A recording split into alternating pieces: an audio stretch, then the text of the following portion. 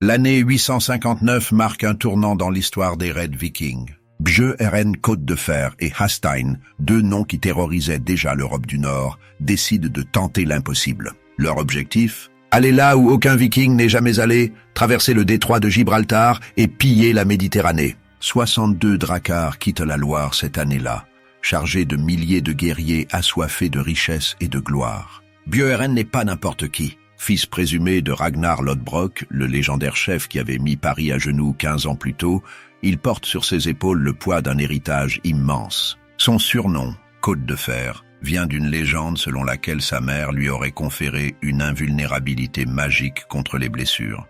Vraie ou fausse, cette réputation le précède partout où il va. À ses côtés se tient Hastein, un homme dont les origines demeurent mystérieuses. Certains prétendent qu'il serait gaulois, originaire de Sens. D'autres affirment qu'il est le frère adoptif de Bjørn. Ce qui est certain, c'est que ce stratège redoutable possède un talent unique pour l'improvisation et la ruse. Les deux hommes ont déjà fait leurs preuves en France. Ils ont remonté la Seine, pillé Paris en 856, terrorisé Chartres, Évreux et Bayeux. Hastein a même massacré l'évêque de Chartres dans sa propre cathédrale, tuant tous ceux qui s'étaient réfugiés dans l'église. Mais cette fois, leur ambition dépasse tout ce qu'ils ont entrepris jusque-là. Ils veulent Rome, le cœur battant de la chrétienté, la ville la plus riche et la plus puissante du monde connu. La flotte viking longe d'abord les côtes bretonnes puis aquitaines sans s'attarder. Ces régions ont déjà été pillées à maintes reprises, et les deux chefs savent qu'il n'y a plus grand-chose à y prendre. Ils mettent le cap sur la péninsule ibérique. La Corogne, Porto, Lisbonne tombent les unes après les autres. À Lisbonne, les Vikings s'installent pendant 13 jours, pillant méthodiquement la ville, brûlant les entrepôts, capturant des esclaves. Les habitants terrorisés se terrent dans leurs maisons pendant que les guerriers nordiques font main basse sur tout ce qui a de la valeur. Puis vient Séville, la perle d'Al-Andalus. La ville arabe brille de 1000 feux sous le soleil andalou. Les Vikings remontent le Guadalquivir, leurs dracars glissant silencieusement sur les eaux brunes du fleuve. Mais Séville n'est plus la cible facile qu'elle était 15 ans auparavant, lors du premier raid viking de 844. Cette fois, les musulmans sont préparés. L'émir de Cordoue a posté des navires de guerre le long de la côte, établi des tours de guet, organisé un système d'alerte efficace. Les forces d'Abd al-Rahman, d'eux ne se laissent pas surprendre. 2 dracars qui avaient pris de l'avance sur le reste de la flotte sont capturés dans un port de la province de Béja. Les Vikings à bord sont faits prisonniers. C'est un coup dur pour Bjørn et Hastein, mais ils ne se découragent pas. Ils changent de tactique, évitent les zones trop bien défendues et continuent leur progression vers le sud. Cordoue résiste également. Les guerriers vikings tentent une approche, mais les défenses arabes sont trop solides. Alors ils contournent, pillent Cadix et d'autres villes côtières, amassant un butin considérable malgré les revers. Chaque échec leur apprend quelque chose, les rend plus prudents, plus calculateurs. Le détroit de Gibraltar se dresse devant eux comme un défi. Personne parmi les Vikings n'a jamais franchi ce passage étroit et dangereux. Les courants sont traîtres, les vents imprévisibles, les défenses musulmanes omniprésentes. Les Arabes contrôlent les deux rives, surveillent chaque mouvement dans ces eaux stratégiques. Un courant puissant pousse constamment de l'Atlantique vers la Méditerranée, rendant le passage relativement facile dans un sens, mais presque impossible dans l'autre. Des sous-marins allemands, 1000 ans plus tard, découvriront à leurs dépens qu'on peut entrer en Méditerranée en se laissant porter par ce courant, mais qu'il est quasiment impossible d'en ressortir. Les Vikings ne connaissent pas encore ces détails techniques, mais ils sentent la difficulté. La traversée devient une bataille en soi. Les navires arabes surgissent de partout, lançant des projectiles enflammés depuis leurs catapultes. Le feu grégeois, cette arme redoutable que les Byzantins ont inventée et que les Arabes maîtrisent désormais, transforme plusieurs dracars en torches flottantes. Les Vikings perdent des hommes, des navires, mais ils avancent quand même, rame après rame, voiles tendues, refusant de reculer. 40 navires sont détruits ou coulés dans ce passage infernal. Sur les 62 dracars qui étaient repartis de la Loire, seuls 22 émergent intacts en Méditerranée. Les survivants sont épuisés, certains blessés, mais ils ont réussi. Ils sont les premiers Vikings à entrer dans cette mer légendaire, et cette victoire, malgré les pertes terribles, leur redonne du courage. La première cible en Méditerranée est Algésiras, sur la côte sud de l'Espagne. La ville tombe rapidement. Les Vikings brûlent la grande mosquée, symbole du pouvoir musulman dans la région. C'est un geste symbolique autant que stratégique. Ils veulent montrer qu'ils ne craignent ni les chrétiens ni les musulmans, que leur force peut s'imposer partout. De là, les Vikings traversent vers l'Afrique du Nord.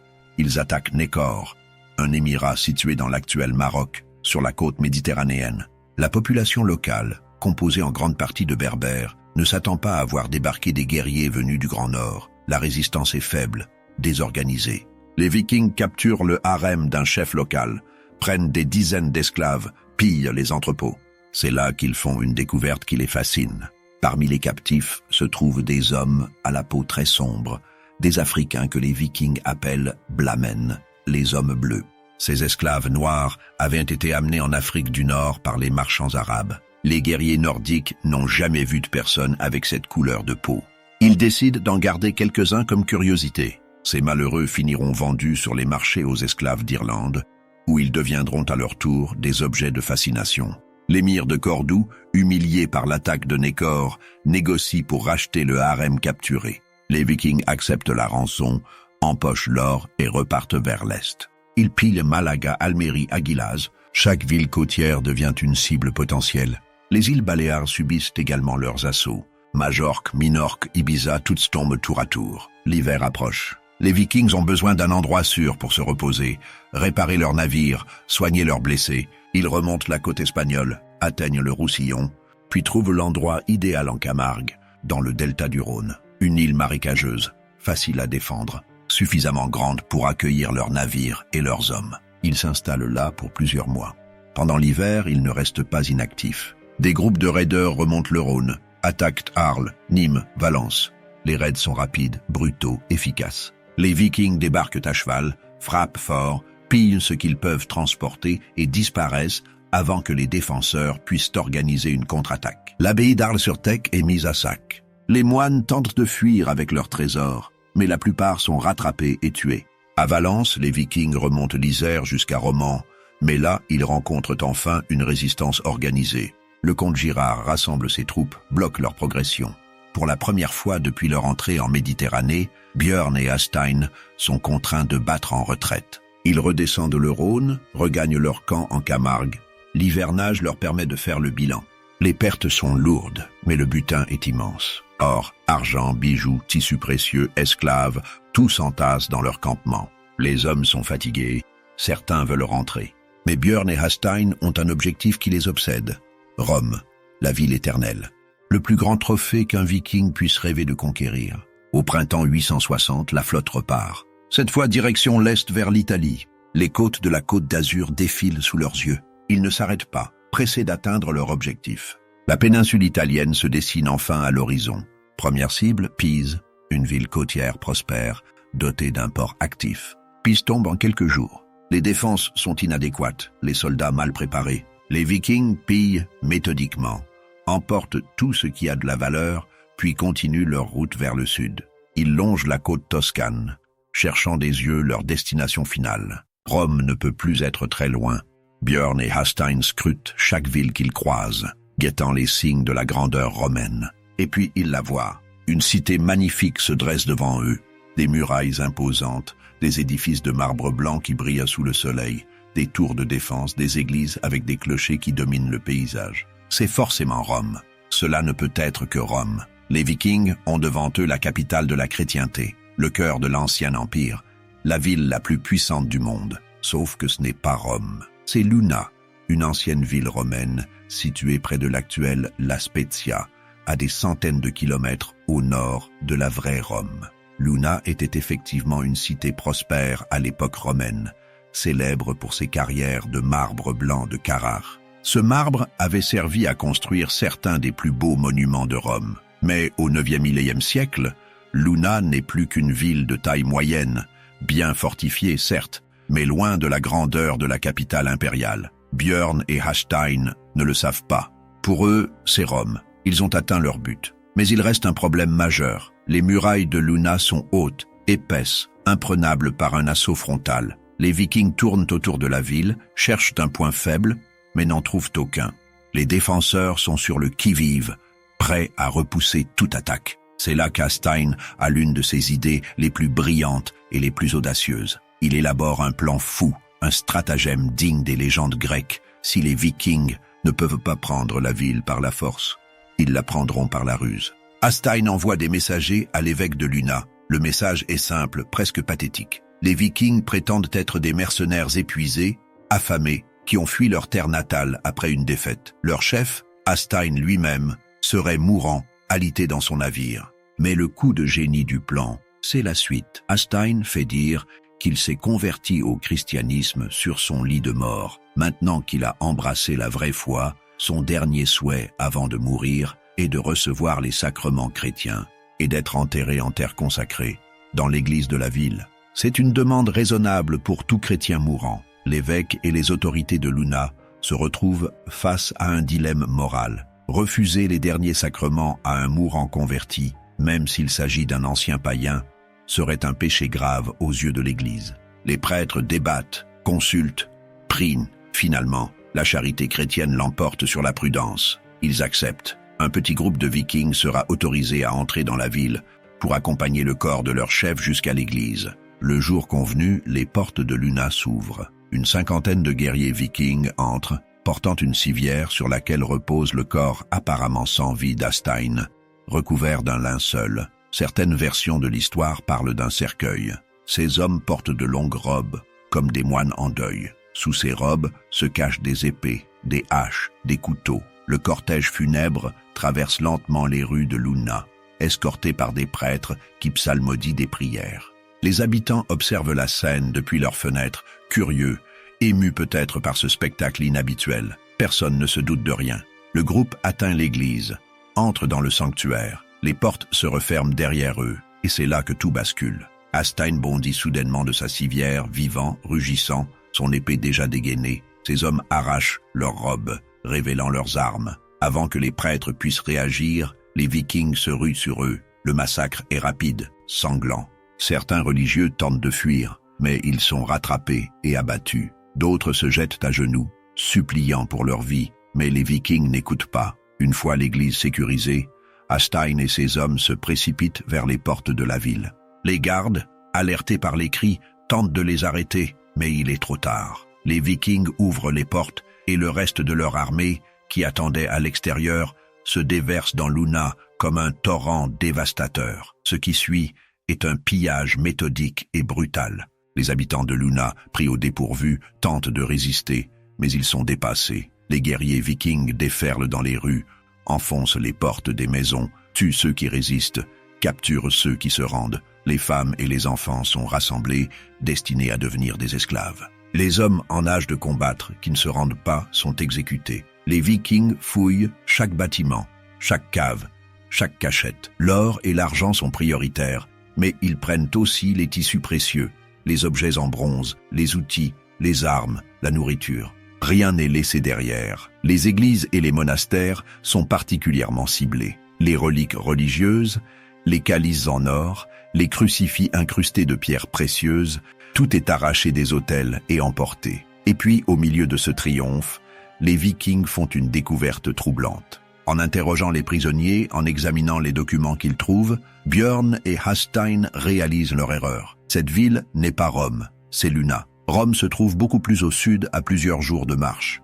Ils se sont trompés. La fureur de Björn est terrible. Toute cette préparation, toute cette route, tous ces risques pour conquérir la mauvaise ville. Certains racontent qu'il ordonna alors de tuer tous les hommes de la ville en représailles. D'autres versions de l'histoire disent que les Vikings, malgré leur déception, décident d'en rire. Après tout, ils ont quand même pillé une belle cité italienne, et la ruse d'Hastein est entrée dans la légende. Hastein, lui, garde son sang-froid. Il examine la situation tactiquement. Il pourrait tenter de marcher sur Rome, mais la vraie capitale sera infiniment mieux défendue que Luna. Les Romains ont eu le temps d'être alertés. L'empereur Lothaire Ier mobilise déjà des troupes pour les intercepter. Les Vikings sont loin de leur base, épuisés par des mois de campagne, et leurs navires ont besoin de réparation. Hastein convainc Björn que la prudence est de mise. Ils ont déjà accompli quelque chose d'extraordinaire. Ils sont les premiers Vikings à avoir pénétré en Méditerranée, à avoir pillé des dizaines de villes sur 3 continents différents. Ils ont affronté les Arabes, les Francs, les Italiens et ont survécu. Leur butin est immense. Il est temps de consolider leurs gains et de penser au retour. Mais avant de rentrer, les deux chefs décident de profiter au maximum de leur présence en Méditerranée. Ils quittent Luna et se dirigent vers le sud. La Sicile devient leur prochaine cible. L'île, à cette époque, est un territoire contesté entre Byzantins et Arabes. Les Vikings profitent du chaos pour piller plusieurs villes côtières siciliennes. Ils ne s'attardent pas, conscients que les deux camps pourraient s'unir contre eux s'ils deviennent trop menaçants. Certaines sources affirment qu'ils auraient même poussé jusqu'à Alexandrie en Égypte, mais cette information reste controversée parmi les historiens. Ce qui est certain, c'est qu'à l'automne 860, les Vikings décident qu'il est temps de rentrer. Ils remettent le cap vers l'ouest, repassent par la côte italienne, puis se dirigent vers le détroit de Gibraltar. Le retour par le détroit s'annonce encore plus difficile que l'aller. Non seulement le courant joue maintenant contre eux, mais la flotte musulmane d'Al-Andalus les attend. L'émir de Cordoue a eu le temps de mobiliser ses forces. Il veut se venger des humiliations subies, montrer que les incursions vikings ne resteront pas impunies. La bataille qui s'ensuit dans le détroit de Gibraltar est apocalyptique. Les navires arabes, équipés de catapultes lançant du feu grégeois, transforment plusieurs dracars en brasiers. Le feu grégeois est une arme terrifiante. Cette mixture incendiaire continue de brûler même sur l'eau, collant à tout ce qu'elle touche. Les Vikings n'ont aucun moyen de l'éteindre. Quand elle atteint un homme, elle le consume vivant. Quand elle touche un navire, elle se propage rapidement aux voiles, au bois, au cordage. Les guerriers nordiques combattent avec le courage du désespoir. Ils rament contre le courant, manœuvrent entre les projectiles enflammés, tentent de se rapprocher des navires arabes pour les aborder. Certains y parviennent, sautent sur les ponts ennemis, combattent corps à corps. Mais pour chaque navire arabe qu'ils capturent ou coule, ils en perdent 2 des leurs. La bataille dure des heures. Le détroit devient un enfer de flammes et de sang. Les cris des blessés se mêlent au fracas des armes, au craquement du bois qui brûle, au rugissement des vagues. Quand la fumée se dissipe enfin et que les Vikings émergent dans l'Atlantique, ils ont perdu 40 navires supplémentaires. Des 62 dracars qui avaient quitté la Loire 3 ans plus tôt, seuls 20 reviennent. Mais les Vikings, même affaiblis, ne rentrent pas les mains vides. Avant de remonter vers le nord, ils font un dernier détour par le royaume de Navarre, dans le nord de l'Espagne. Là, dans un raid éclair, ils capturent le roi Garcia Ier de Navarre lui-même. C'est un coup de maître stratégique. Un roi captif vaut une rançon colossale. Les négociations qui suivent sont longues, tendues. Le royaume de Navarre n'est pas riche, mais perdre son roi serait catastrophique pour la stabilité du pays. Finalement, après des semaines de marchandage, un accord est conclu. Les Navarrais paieront 70 000 dinars d'or pour récupérer leur roi. C'est une somme astronomique, environ 308 kg d'or pur. Avec cette rançon, royale ajoutée au butin déjà accumulé pendant 3 ans de pillage, les Vikings survivants deviennent extraordinairement riches. Chaque homme qui rentre reçoit une part qui ferait de lui un homme aisé pour le reste de sa vie. Pour Björn et Hastein, c'est une fortune qui dépasse tout ce qu'ils auraient pu espérer. En 862, les 20 dracars survivants atteignent enfin les eaux françaises. 3 ans se sont écoulés depuis leur départ. L'expédition en Méditerranée s'achève. À leur retour, les 2 chefs se séparent. Leur partenariat, qui a duré des années et traversé des épreuves inimaginables, arrive à son terme. Les raisons exactes de cette séparation restent obscures. Peut-être une dispute sur le partage du butin, peut-être simplement des ambitions différentes. Björn fait voile vers le nord. Certaines chroniques disent qu'il aurait fait naufrage sur la côte anglaise et aurait à peine survécu. D'autres affirment qu'il serait allé en Frise, dans l'actuelle Hollande, où il serait mort. Mais selon les sagas islandaises, Björn serait rentré en Scandinavie et serait devenu roi de Suède, fondant la dynastie de Munsö, qui régnerait pendant 2 siècles. Un tumulus sur l'île de Munsö est encore aujourd'hui désigné comme étant le tombeau de Björn sans tôte de fer. Hastein, quant à lui, retourne à ses anciennes habitudes de pillard sur la Loire. Entre 864 et 882, il continue de terroriser la France. Ses hommes attaquent Clermont-Ferrand en 864, tuant le comte d'Auvergne Hugues. En 866, allié aux Bretons, il affronte les troupes franques à Brissart, où Robert le Fort, ancêtre direct d'Hugues Capet et de la future dynastie capétienne, est tué au combat. Bourges et Orléans sont pillés. En 872, Hastein s'empare d'Angers et y établit sa base pendant 1 an. Charles le Chauve, le roi franc désespéré de se débarrasser de ce fléau, finit par négocier Il paye Hastein pour qu'il parte. L'argent et les terres offertes convainquent finalement le vieux guerrier viking.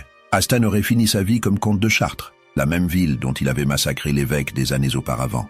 Il serait mort vers 890, à plus de 80 ans, ce qui est un âge remarquable pour l'époque, surtout pour un guerrier qui avait passé sa vie à combattre. L'expédition méditerranéenne de Björn et Hastein reste l'une des plus extraordinaires aventures vikings de toute leur histoire. Pour la première, et presque unique fois, les guerriers du Nord avaient pénétré dans ce qui était alors considéré comme une mer fermée, dominée par les grandes civilisations méditerranéennes. Les Vikings avaient affronté successivement les Arabes d'Al-Andalus, les Francs, les Italiens, et étaient revenus vivants. Ils avaient pillé des villes sur 3 continents.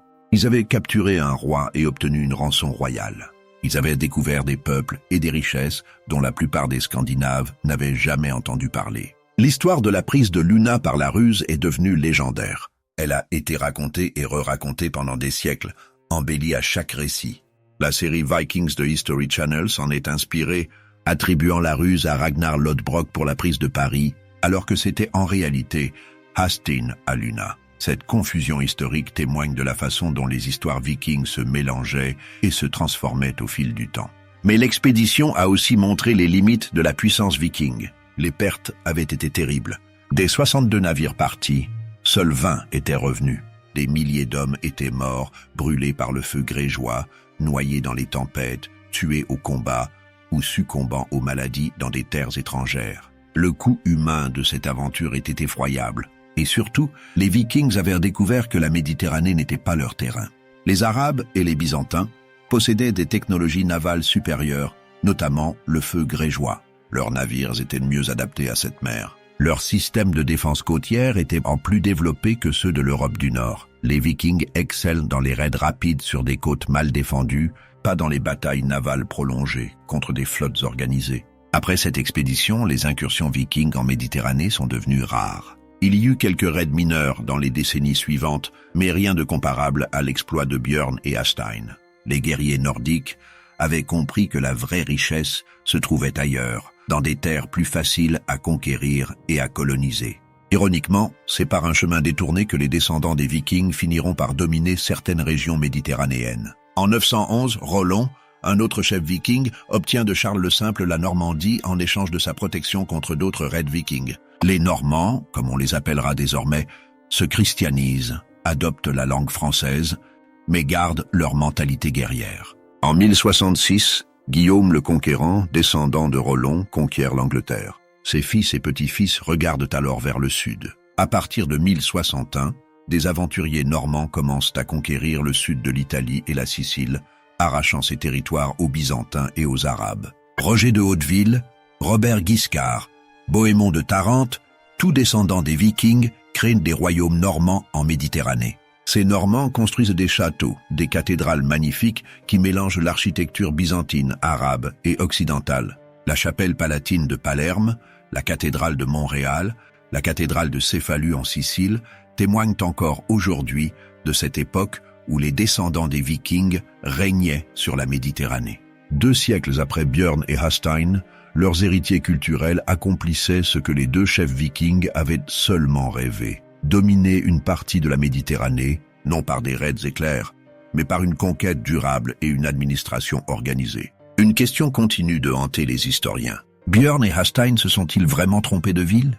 Luna pour Rome, c'est une erreur énorme. Rome était infiniment plus célèbre, plus grande, plus importante. Comment des guerriers qui avaient navigué pendant des années, qui connaissaient les routes commerciales, qui interrogeaient leurs captifs, auraient pu confondre une ville moyenne avec la capitale du monde chrétien? Certains historiens pensent que l'histoire de la confusion est une invention postérieure, créée pour expliquer pourquoi les Vikings avaient attaqué Luna plutôt que Rome. Peut-être que Björn et Hastein savaient très bien où ils étaient. Peut-être qu'ils avaient entendu parler des défenses formidables de Rome, de ses murailles imprenables, de ses garnisons nombreuses. Peut-être avaient-ils décidé que Luna, bien que moins prestigieuse, était une cible plus réaliste. Ou alors, peut-être que la légende de la confusion fait partie du stratagème lui-même. En faisant croire qu'ils visaient Rome, les Vikings augmentaient l'impact psychologique de leur expédition. Même s'ils n'avaient attaqué que Luna, toute la chrétienté frémissait à l'idée que Rome elle-même aurait pu tomber. D'autres chercheurs suggèrent que les moines chrétiens qui ont écrit les chroniques avaient leur propre raison de présenter les choses ainsi. Si Rome, le centre de la chrétienté, avait vraiment été attaqué par des païens, cela aurait été une humiliation terrible pour l'Église. Mieux valait raconter que les Vikings s'étaient trompés de ville, transformant un affront potentiel en une anecdote presque comique sur des barbares ignorants qui ne savaient même pas où se trouvait Rome. La vérité s'est probablement perdue dans les méandres du temps et des récits contradictoires. Dudon de Saint-Quentin, le moine normand du XIe siècle qui a raconté l'histoire en détail, n'est pas considéré comme une source très fiable par les historiens modernes. Il écrivait plus de 150 ans après les événements et son récit est rempli d'embellissements littéraires. Les sagas islandaises qui mentionnent Björn, comme le dit des fils de Ragnar et la saga de Ragnar au Bray velu, datent du XIIe et XIIIe siècle, encore plus tardives. Elles mélangent allègrement faits historiques et légendes mythologiques, au point qu'il est souvent impossible de démêler le vrai du faux. Mais ce qui est indéniable, c'est que des Vikings ont bel et bien mené une expédition extraordinaire en Méditerranée entre 859 et 862. Des sources arabes, franques, italiennes et scandinaves concordent sur ce point. Des Vikings ont attaqué Séville, traversé le détroit de Gibraltar, pilé des villes en Afrique du Nord, établi un camp en Camargue, remonté le Rhône, attaqué des cités italiennes et sont rentrés chez eux avec un butin considérable. Cette expédition a profondément marqué l'imaginaire médiéval. Pour les Européens du 9e siècle, les Vikings représentaient déjà une terreur venue du Nord. Mais l'idée que ces guerriers païens pouvaient frapper n'importe où, même dans les profondeurs de la Méditerranée, ajoutait une nouvelle dimension à cette peur. Les prières dans les églises incluaient souvent la supplique de Furor Normanorum libera nos Domine, Seigneur, délivre-nous de la fureur des Normands. Cette phrase prenait un sens encore plus urgent après que les Vikings eurent prouvé qu'aucune région n'était à l'abri de leurs raids. Les Arabes, de leur côté, ont été impressionnés par l'audace de ces guerriers venus du Nord. Les chroniqueurs musulmans leur donnèrent le nom de Majus, les adorateurs du feu, une référence à leur paganisme. Bien que les contacts aient d'abord été violents, ils ont ouvert la voie à des relations plus complexes.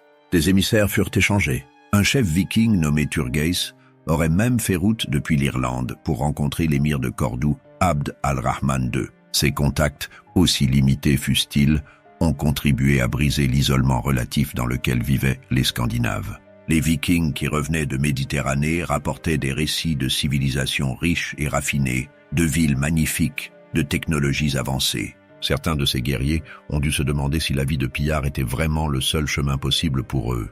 Pour les Italiens, l'attaque de Luna a été un choc. La ville ne s'en est jamais vraiment remise. Bien qu'elle ait continué d'exister pendant le Moyen-Âge, Luna déclina progressivement. Les carrières de marbre restèrent actives, mais la ville elle-même perdit de son importance. Aujourd'hui, il ne reste que des ruines de l'antique Luna, un site archéologique visité par quelques touristes qui connaissent son histoire. De tous les personnages de cette histoire, Hásteinn reste le plus mystérieux. Contrairement à Björn, dont la généalogie est largement documentée, même si largement légendaire, Hásteinn surgit des brumes de l'histoire sans origine claire. Certaines sources le disent champenois, originaire d'un village près de Troyes, appelé Tranquillus. Si c'est vrai, cela ferait de lui un Franc, un Gaulois et non un Scandinave de naissance. Cette hypothèse a des implications fascinantes. Elle suggérerait que le phénomène viking n'était pas purement ethnique ou géographique, mais plutôt culturel et économique. Des hommes de diverses origines se seraient joints aux bandes vikings, attirés par la promesse de richesse, d'aventure, de liberté.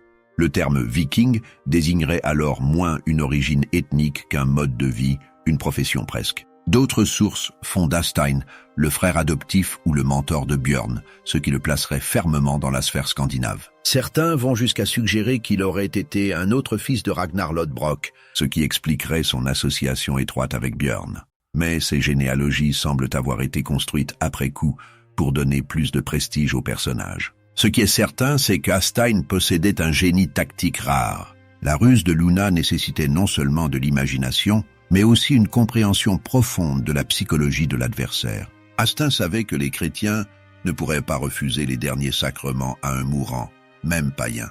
Il a exploité leur charité et leur sens du devoir religieux pour pénétrer leur défense. Ce type de ruse montre une sophistication qu'on n'associe pas toujours aux Vikings dans l'imaginaire populaire. Hastein n'était pas un barbare stupide qui ne connaissait que la force brute. C'était un stratège subtil, capable d'adapter ses tactiques à chaque situation, de comprendre ses ennemis, de transformer leur force en faiblesse. Sa longévité est également remarquable. Si les chroniques sont exactes, Hastein aurait eu au moins 80 ans à sa mort, peut-être plus. Dans un monde où l'espérance de vie moyenne était de 40 ans, où les guerriers mouraient jeunes au combat, où les maladies fauchaient les vieux et les jeunes sans distinction, atteindre cet âge était extraordinaire. Et Hastein n'était pas un vieillard pacifique dans un monastère. Il menait encore des raids à plus de 70 ans. Pendant longtemps, l'expédition méditerranéenne de Björn et Hastein est restée confinée aux chroniques médiévales, et beaucoup d'historiens la considéraient comme largement légendaire. Mais les découvertes archéologiques des dernières décennies ont commencé à confirmer l'essentiel du récit. Des traces d'un campement d'hiver viking ont été découvertes en Camargue, exactement là où les chroniques disaient que Björn et Hastein avaient passé l'hiver 859-860. Des pièces de monnaie arabes de cette période ont été trouvées en Scandinavie, témoignant des contacts entre vikings et monde musulman. Des objets d'origine méditerranéenne ont été exhumés dans des tombes vikings en Suède et au Danemark. L'abbaye d'Arles-sur-Tech porte encore les marques de l'attaque de 858. Les chroniques monastiques mentionnent explicitement le pillage par des Nordiques. À Valence, des mentions de combats contre des envahisseurs venus du Nord correspondent parfaitement au récit de l'expédition. Les sources arabes confirment également plusieurs éléments. Ibn Adari, un chroniqueur musulman, mentionne l'attaque sur Nékor et la capture d'un vieillard important, probablement le chef local dont le harem fut capturé. D'autres textes arabes décrivent les combats dans le détroit de Gibraltar, l'utilisation du feu grégeois contre les navires nordiques, la destruction de nombreux dracars. Ces confirmations croisées entre sources scandinaves, franques, italiennes et arabes donnent une solidité historique au récit global, même si les détails spécifiques, comme la confusion entre Luna et Rome, restent sujets à débat. L'expédition méditerranéenne de Björn et Hastein enseigne plusieurs leçons sur la nature du pouvoir et de la guerre au 9e millénième siècle. Premièrement, elle montre que même à cette époque, aucune région n'était véritablement isolée. Les Vikings ont prouvé qu'avec assez de détermination et de ressources, on pouvait frapper n'importe où. Deuxièmement, elle démontre l'importance de l'innovation tactique. La ruse d'Hastein à Luna a réussi précisément parce qu'elle était inattendue. Les défenseurs de la ville s'attendaient à un siège traditionnel, pas à une infiltration déguisée en cortège funèbre chrétien. L'innovation tactique peut compenser la supériorité numérique ou technologique. Troisièmement, l'expédition illustre les limites de la puissance viking. Malgré leur réputation terrifiante, malgré leurs succès initiaux, les Vikings ont été sévèrement malmenés par les forces arabes dans le détroit de Gibraltar. Le feu grégeois s'est révélé être une arme décisive contre laquelle ils n'avaient aucune défense efficace. Les 2/3 de la flotte ont été détruits sur le trajet aller-retour. Quatrièmement, elle montre l'importance de la logistique. Björn et Hastein ont réussi en partie parce qu'ils ont établi des bases sûres, d'abord en Camargue, puis ailleurs. Ils n'ont jamais surextended leur ligne de communication. Quand ils ont réalisé que Rome était trop difficile à atteindre, ils ont eu la sagesse de se replier. Cinquièmement, l'expédition démontre la valeur de l'information. Les Vikings interrogeaient leurs captifs, collectaient des renseignements sur les défenses, les richesses, les routes. Ce n'étaient pas des barbares qui attaquaient au hasard. C'étaient des professionnels qui planifiaient leurs raids avec soin. L'histoire de Björn sans hôte de fer et d'Hastein a continué de fasciner à travers les siècles. Au 19e millénième siècle, l'ère romantique a redécouvert les sagas vikings et les a popularisées. Des poèmes, des opéras, des peintures ont célébré ces guerriers du Nord. Au 20e millénième siècle, avec l'essor du cinéma et de la télévision, les Vikings sont devenus des figures populaires de la culture de masse. Mais ces représentations ont souvent plus reflété les préoccupations contemporaines que la réalité historique. Les Vikings deviennent tantôt des barbares brutaux, tantôt des héros romantiques, tantôt des explorateurs aventureux.